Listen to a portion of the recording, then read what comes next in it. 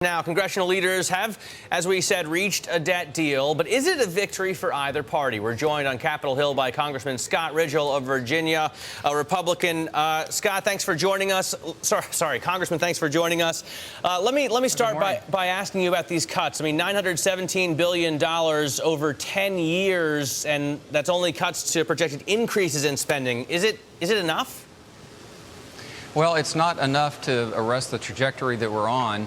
But having said that, I think this is still an important interim step to setting our country on a much better fiscal path. So within the framework that we have this morning, I haven't yet read the bill, but within the framework that we were briefed on last night, I think it's consistent with our principles and our objectives. So I'm inclined to vote for it. I was just going to say, Congressman, it sounds like you will vote yes based on the information you have now.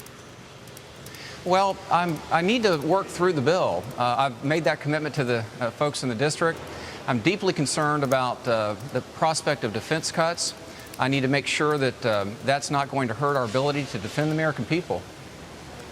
What do you think about the missed opportunity, some are calling it, about on tax reform? Because we could have simplified the tax code, we could have broadened the base, we could have raised revenues from really record lows as a percentage of GDP without raising anyone's marginal rates.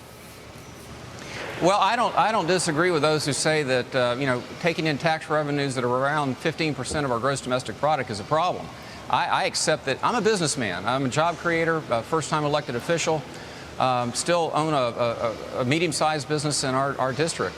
So I think the key is that we can still continue to work on tax reform even after this bill is passed.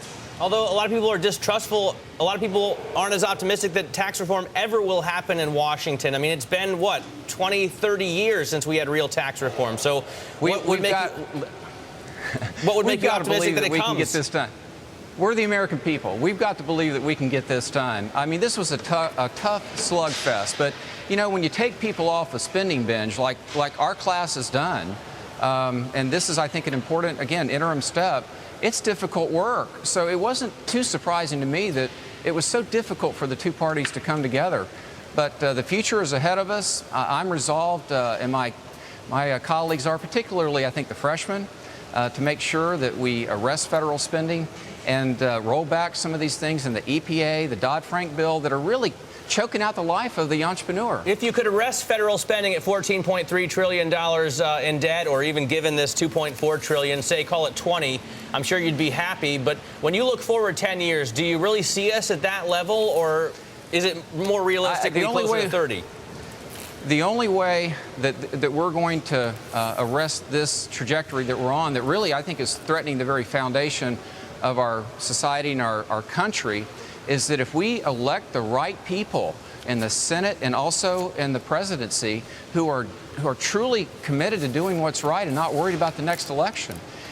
We did the best we could with what we had to work with. I still haven't decided, as I mentioned, but I'm inclined to vote for this bill because I think it arrests, at least in an interim level, where we are and where we're headed on spending. So we're going to have to get the right folks up here in the Senate. They haven't passed a budget in over 800 days. You can't run a business that way. You certainly can't run the greatest country on the planet that way. All right, Congressman, thank you so much for joining us. Scott Rigell there, Republican representative from Virginia.